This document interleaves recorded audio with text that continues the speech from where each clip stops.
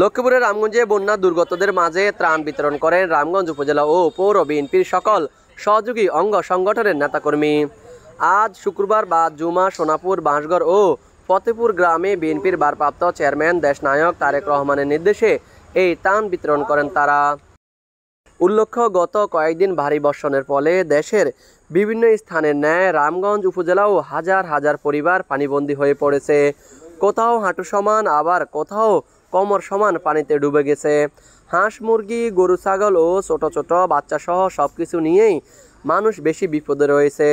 খাদ্য সামগ্রী থেকে শুরু করে ইনকাম সোর্স নিয়ে দুর্ভোগের শেষ নেই। তাদের উদ্দেশ্যেই আজ এই ত্রাণ বিতরণ অনুষ্ঠান অনুষ্ঠিত হয়েছে। এই সময় প্রধান অতিথি হিসেবে বক্তব্য রাখেন 2018 সালের রামগঞ্জ বিএনপির মনোনীত সংসদ সদস্য পদপ্রার্থী 12 দলীয় জোটের মুখপাত্র সাদাত হোসেন সেলিম।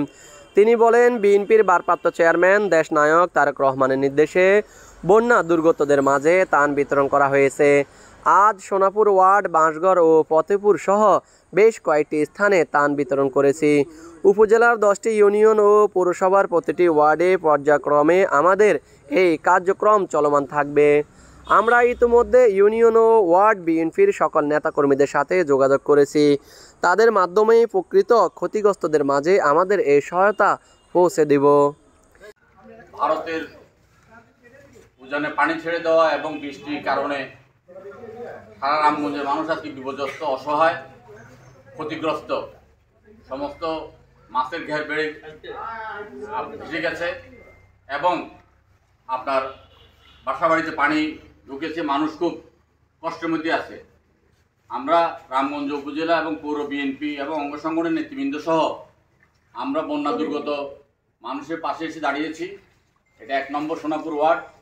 এই ওয়ার্ডে আমরা এখন তৈরি খাবার বিতরণ করব। পর্যায়ক্রমে আমরা 10টা ইউনিয়ন এবং 9টা ওয়ার্ডে আমরা বিভিন্নভাবে আজকে, আগামীকালকে, পরশুর মধ্যে আমরা সংগঠিতভাবে আমরা ত্রাণ বিতরণ করব।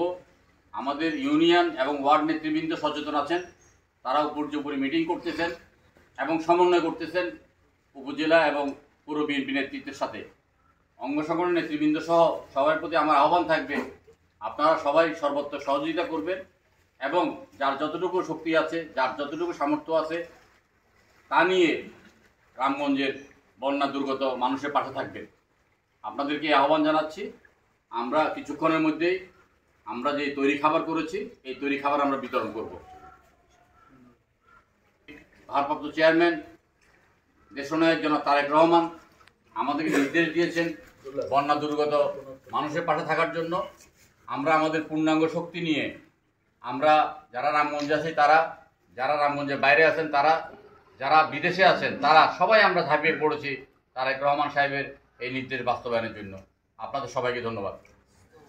এই সময় বিশেষ অতিথি হিসাবে উপস্থিত ছিলেন রামগঞ্জ উপজেলা বিএনপির সিনিয়র যুগ্ম আহ্বায়ক মনোয়ার হোসেন, সদস্য সচিব মাহবুবুর রহমান বিপি বাহার, পৌর বিএনপি সদস্য সচিব অ্যাডভোকেট তোফাজ্জল হোসেন বাচ্চু, সিনিয়র যুগ্ম আহ্বায়ক তোফায়েল আহমেদ, উপজেলা বিএনপি যুগ্ম আহ্বায়ক নজরুল ইসলাম ফিন্টু, লক্ষ্মীপুর জেলা বিএনপি সদস্য ও রামগঞ্জ পৌর 1, 2 ও 3 নং ওয়ার্ডের মহিলা কাউন্সিলর ফারজানা মজুমদার জনি, পৌর বিএনপির যুগ্ম আহ্বায়ক আওরঙ্গজেব ভাবলু, শাহিন আলম।